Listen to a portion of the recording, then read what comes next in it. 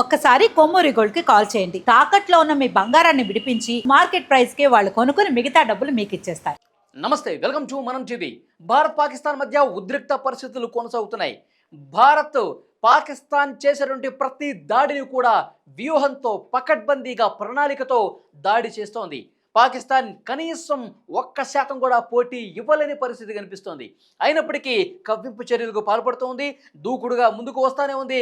ఒక్కొక్క అడుగు ముందుకు వేస్తుంటే భారత్ 10 అడుగులు ముందుకు వేసి ప్రతిదాడి చేస్తున్నటువంటి పరిస్థితి. గత 2 రోజులుగా ఉన్నటువంటి పరిస్థితి ఒక్కసారి చూస్తే పాకిస్తాన్కి సంబంధించిన రాడార్ సిస్టమ్ని, డిఫెన్స్ సిస్టమ్ని పూర్తిగా కొలాప్స్ చేసింది. భారత్ తన అత్యాధునిక S-400తో పాకిస్తాన్ రాడార్ వ్యవస్థని, పాకిస్తాన్ డిఫెన్స్ సిస్టమ్ని పూర్తిగా కొలాప్స్ చేసినటువంటి పరిస్థితి. ఆపరేషన్ సింధూర్ తర్వాత పాకిస్తాన్ ప్రధాని షెహబాజ్ షరీఫ్ ఒక మాట చెప్పాడు, ప్రతి దాడి తప్పదు, ప్రతీకారం తీర్చుకుంటా ఉన్నాడు. అంటే వాళ్ళకి యుద్ధం చేసే నైపుణ్యం లేకపోయినా, యుద్ధం చేసే సామర్థ్యం లేకపోయినా, సమర్థత లేకపోయినా, వేగంగా ప్రతిస్పందించేటువంటి విధానం లేకపోయినా సరే కవ్వింపు చర్యలకు పాల్పడుతూ ఉన్నారు. క్షిపణి ప్రయోగాలు చేస్తూ ఉన్నారు, క్షిపణి దాడులకు ప్రయత్నం చేస్తున్నారు. వెంటనే భారత ఆర్మీ పసిగట్టేసింది. భారత త్రివిధ దళాలు నలు చెరుగులా కాపు కాసి కూర్చున్నాయి, అలర్ట్గా ఉన్నాయి. పాకిస్తాన్ నుంచి ఏ యుద్ధ విమానం వచ్చినా, పాకిస్తాన్ నుంచి ఏ డ్రోన్ ఇచ్చినా, పాకిస్తాన్ నుంచి ఏ క్షిపణి వచ్చినా అంతే ధీటుగా బదులు ఇవ్వటానికి భారత్ సిద్ధంగా ఉంది. అందుకే S-400 సాయంతో పాకిస్తాన్ డిఫెన్స్ సిస్టమ్ని కొలాప్స్ చేసేసింది. యుద్ధ విమానాలని తునాతునకలు చేస్తున్నటువంటి పరిస్థితి కనిపిస్తుంది. వాళ్ళు క్షిపణి దాడులు చేస్తుంటే ఆ క్షిపణులను గాల్లోనే పేల్చేస్తుంది భారత్. గాల్లో పేలినటువంటి ఆ క్షిపణి ఏవైతే శిథిలాలు ఉన్నాయో అవన్నీ కూడా పాకిస్తాన్ భూభాగం మీద పడుతున్నాయి. అక్కడ స్థానికంగా ఉన్న ప్రజల ఇళ్ల మీద పడుతున్నాయి. అక్కడ స్థానికంగా ఉన్న ప్రజలు తీవ్ర ఆగ్రహావేశాలతో ఉన్నారు. ఎవరి మీద? పాకిస్తాన్ మీద, పాకిస్తాన్ నాయకుల మీద. ఇక్కడ మనం చాలా స్పష్టంగా గమనించవచ్చు, భారత్తో యుద్ధం చేసేటటువంటి వాళ్ళకి పాకిస్తాన్ నాయకులు కావచ్చు, పాకిస్తాన్ ఆర్మీ కావచ్చు, అక్కడ ఉన్నటువంటి వాళ్లకు భారత్తో పోటీ పడే సత్తా లేకపోయినా మీరెందుకు కాలు దువ్వుతున్నారు, మీరెందుకు కవ్వింపు చర్యలకు పాల్పడుతున్నారు, మా జీవితాలు ఇంతేనా అని చెప్పి పాకిస్తాన్లో ఉన్నటువంటి ప్రజలే వాళ్ళ సొంత ప్రభుత్వం మీద, సొంత నాయకుల మీద తిరుగుబాటు చేస్తున్నటువంటి పరిస్థితి కనిపిస్తోంది. మరొక ముఖ్యమైన విషయం, INS విక్రాంత్ సాయంతో భారత్ ఒక అద్భుతమైనటువంటి దాడి చేసింది. కరాచీ నౌకాశ్రయాన్ని పేల్చేసింది. కరాచీ నౌకాశ్రయం కేంద్రంగా భారత్ మీద దాడి చేద్దామని చెప్పి ప్లాన్ చేశారు. భారత్ పాకిస్తాన్ సరిహద్దు రాష్ట్రాలు ఏవైతే ఉన్నాయో, పంజాబ్ కావచ్చు, రాజస్థాన్ కావచ్చు, జమ్మూ అండ్ కాశ్మీర్ కావచ్చు, సో ఇక్కడ ఉన్నటువంటి సైనిక స్థావరాల లక్ష్యంగా దాడులకు ప్రయత్నం చేస్తుంది పాకిస్తాన్. వెంటనే దీన్ని పసిగట్టినటువంటి భారత్ కరాచీ నౌకాశ్రయాన్ని కూడా పూర్తిగా పేల్చివేసినటువంటి పరిస్థితి కనిపిస్తుంది. పాకిస్తాన్కి సంబంధించిన సైనిక స్థావరాల్ని తునాతునకలు చేస్తోంది. సో అందుకనే పాకిస్తాన్లో ఉన్నటువంటి ప్రజలు వాళ్ళ నాయకుల మీద, అక్కడ ఉన్నటువంటి ఆర్మీ మీద తిరుగుబాటు చేసే పరిస్థితి ఉంది. ఆసిమ్ మునీర్ గతంలో రెచ్చగొట్టే వ్యాఖ్యలు చేశాడు. సింధు నది జలాలకు సంబంధించి పూర్తిగా రెచ్చగొట్టేటువంటి వ్యాఖ్యలు చేశాడు. భారత్తో ఎట్టి పరిస్థితుల్లో మేము ప్రతిదాడి చేస్తాము, సింధు జలాల్లో రక్తం పారిస్తాము, ఇలాంటి కామెంట్లు చేసినటువంటి ఆసిమ్ మునీర్ మీద అక్కడి ప్రజలు పూర్తిగా తిరుగుబాటు చేసే ప్రయత్నం వచ్చింది. మీకు అసలు ఒక వ్యూహం లేదు, యుద్ధం చేసేటువంటి నీతి తెలియదు, ఒక వ్యూహం తెలియదు, ఒక పకడ్బందీ ప్రణాళిక తెలియదు, అసలు భారత్తో పోటీ పడే సత్తా లేదు. అయినప్పటికీ మీరు ఎందుకు కవ్వింపు చర్యలకు పాల్పడుతున్నారు, మీరు ఎందుకు భారత్ మీద ఇంత ద్వేషం పెంచుకొని ముందుకు పోతా ఉన్నారు అని చెప్పి అక్కడ ఉన్నటువంటి స్థానిక ప్రజానీకమే ఆసిమ్ మునీర్ని దుమ్మెత్తిపోస్తున్నారు. ఎక్కడన్నా ఆసిమ్ మునీర్ కనబడితే, ఆయన అక్కడ మీడియాలో కూడా కనపడలేదు, ఎక్కడైనా బహిరంగ ప్రదేశాల్లో కనబడితే స్థానికంగా ఉన్న ప్రజలే ఆయన్ని కొట్టి చంపే పరిస్థితి కనిపిస్తుంది. ఒకవైపు పాకిస్తాన్ ప్రధాని ఇప్పటికే బంకర్కి వెళ్ళిపోయినప్పుడు తెలుస్తుంది, ఎక్కడ ఆయన అండర్ గ్రౌండ్లో దాక్కున్నట్టుగా తెలుస్తుంది. ఎక్కడ కూడా గత 2 రోజుల నుంచి ఆయన బయట కనిపించే పరిస్థితి లేదు. పాకిస్తాన్ ప్రధాని మేకపోతే గాంభీర్యం మాటలు మాట్లాడాడు. ఇంత తీవ్ర స్థాయిలో పాకిస్తాన్ మీద యుద్ధానికి కాలుదువి ఇప్పుడు బంకర్లో దాక్కున్న పరిస్థితి కనిపిస్తుంది. ఇటు పాకిస్తాన్ ప్రధాని కూడా ప్రజలకు కనిపించట్లేదు. ఆసిమ్ మునీర్ ఎవరైతే ఉన్నాడో ఆర్మీ చీఫ్, అతన్ని అక్కడ ఉన్న అధికారులే అరెస్ట్ చేసినట్టుగా తెలుస్తోంది. ఎందుకంటే ఒక్కసారి మనం గత అనుభవాల్ని ముందుకు తీసుకొస్తే, ఇక్కడ శ్రీలంక కావచ్చు, బంగ్లాదేశ్ కావచ్చు, ఏ విధంగా అయితే అక్కడ ప్రధాని భవనంలోకి, రాష్ట్రపతి భవన్లోకి అక్కడ స్థానికంగా ఉన్న ప్రజలు వచ్చేసి ఎంత దారుణ కాండను సృష్టించారు అంటే అక్కడ ప్రజలు ఒక ఆగ్రహం కనిపిస్తుంది. భారత్ చాలా న్యాయంగా పోరాటం చేస్తుంది, ఉగ్రవాదానికి వ్యతిరేకంగా పోరాటం చేస్తుంది, కానీ మీరేం చేస్తున్నారు?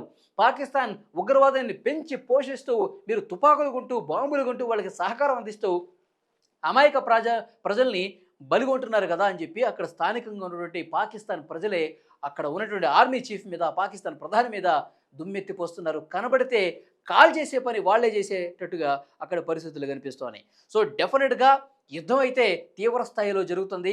భారతదేశం ప్రజలకి ఒక అలర్ట్ కూడా జారీ చేసింది. బ్లాంకౌట్లు ప్రకటిస్తుంది సరిహద్దు రాష్ట్రాల్లో. ఎందుకంటే విద్యుత్తును పూర్తిగా నిలిపేశారు. విద్యుత్తు పూర్తిగా తీసేసి అక్కడ ప్రజలు కూడా ఎవరు రోడ్ల మీదకి రావద్దు, ఇళ్లలోనే ఉండండి, మీ ప్రాణాలకి మా ప్రాణం వడ్డని చెప్పి త్రివిధ దళాలు కాపు కాసుకొని కూర్చున్నాయి.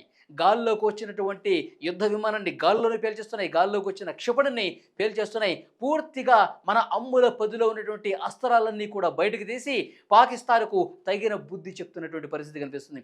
మరోవైపు పాకిస్తాన్ చైనా అండ చూసుకుని ఈ విధంగా దాడులు చేస్తుందని ఒక అనుమానం కూడా కనిపిస్తోంది. ఎందుకంటే పాకిస్తాన్ దగ్గర పూర్తి స్థాయిలో సామాగ్రి లేదు, పూర్తి స్థాయిలో యుద్ధ సన్నద్ధత లేదు. అయినప్పటికీ కూడా కాలు దువ్వటాన్ని ఏ విధంగా అర్థం చేసుకోవాలి? చైనా సహకారం ఉండబట్టే, చైనా ప్రోత్సహించబట్టే ఈ విధంగా చేస్తున్నా. చైనాకు సంబంధించిన అత్యాధునిక ఆయుధాలు మా దగ్గర ఉన్నాయి, ఏ క్షణమైనా సరే భారత్ను మేము ఇబ్బంది పెట్టగలమని చెప్పి చైనా అండ చూసుకుని ఈ విధంగా ఏమన్నా చేస్తుందన్న ఒక అనుమానం భారతదేశంలో ఉన్నటువంటి ప్రజల్లో చాలా స్పష్టంగా కనిపిస్తుంది. అందుకే త్రివిధ దళాలు కూడా అందుకు తగ్గట్టుగా వ్యూహాలు రూపొందిస్తోంది. పూర్తిగా మన యుద్ధ సామాగ్రితో త్రివిధ దళాలు ప్రతి క్షణం కూడా అప్రమత్తంగా కాపు కాసుకొని కూర్చున్నాయి. అటువైపు నుంచి వచ్చే ప్రతి దాడిని కూడా గాల్లోనే లేపేసే పరిస్థితి ప్రస్తుతం కనిపిస్తుంది. సో డెఫినెట్గా ప్రస్తుతం ఉన్నటువంటి వాతావరణం ఒక్కసారి మనం అబ్జర్వ్ చేస్తే ఇంకా సాంబా సెక్టర్ గురించి మనం మాట్లాడుకోవాలి. సాంబా సెక్టర్లలో మోటార్ సెల్స్తో దాడులు చేస్తూ ఉన్నారు. అమాయక ప్రజలను బలిగొంటున్న పరిస్థితి కనిపిస్తుంది. మనం ఉగ్రవాదుల మీద పోరాటం చేస్తున్నాం, ఉగ్రవాదాన్ని పూర్తిగా తుదముట్టించాలని చెప్పి ప్రయత్నం చేస్తున్నాం. కానీ అక్కడ ఏం జరుగుతోంది? పూర్తిగా భారతదేశ సాధారణ పౌరుల మీద వీళ్ళు బలిగొంటున్న పరిస్థితి. సాధారణ ప్రజలు ఒకవైపు, మరోవైపు సైనిక స్థావరాలు లక్ష్యంగా చేసుకొని దాడులు చేస్తుంది పాకిస్తాన్. కానీ ఎట్టి పరిస్థితుల్లో 100కు 100% తగిన బుద్ధి చెప్తుంది. మళ్ళీ యుద్ధం అంటే పారిపోయే పరిస్థితి పాకిస్తాన్కు కనిపిస్తుంది. పాకిస్తాన్ ఆర్మీ చీఫ్ మునీరు అక్కడ ఉన్నటువంటి అధికారులే అరెస్ట్ చేసినటువంటి సమాచారం వస్తుంది. ఎందుకంటే పూర్తిగా యుద్ధంలో తేలిపోయిన పరిస్థితి. యుద్ధం చేసే సామర్థ్యం లేనప్పుడు భారత్తో ఎందుకు పెట్టుకున్నావు అని చెప్పి ప్రజలే తిరుగుబాటు చేస్తున్న నేపథ్యంలో ప్రజల నుంచి రక్షించడానికి అక్కడ అధికారులే కావాల్సుకునే ఆయన అరెస్ట్ చేశారా అన్న అనుమానం కూడా కనిపిస్తుంది. ప్రధాని కనిపించట్లేదు, ఆయన బంకర్లోనూ అండర్ గ్రౌండ్లోనూ దాక్కున్నాడని తెలుస్తోంది. సో డెఫినెట్గా భారత్ 100కు 100% చాలా చాలా స్పష్టంగా, వేగంగా, బలంగా పాకిస్తాన్ దాడుల్ని తిప్పికొడుతున్నటువంటి పరిస్థితి ఉంది. ఆపరేషన్ సింధూర్ తర్వాత పరిస్థితులు ఒక్కసారిగా ఉద్రిక్తంగా మారిన సిచ్యువేషన్ మనం చూస్తూ ఉన్నాం.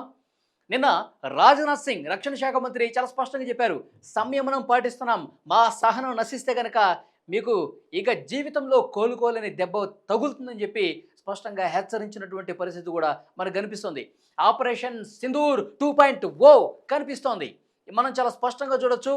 యుద్ధ మేఘాలు ఎంత తీవ్రంగా కమ్ముకున్నప్పటికీ కూడా భారత ప్రజలకు ఎలాంటి ఇబ్బంది కలగకుండా అనునిత్యం కాపు కాస్తూ పాకిస్తాన్ చేసేటటువంటి దాడులన్నింటినీ కూడా చాలా బలంగా తిప్పికొడుతున్నటువంటి పరిస్థితి మనం చాలా స్పష్టంగా చూడొచ్చు.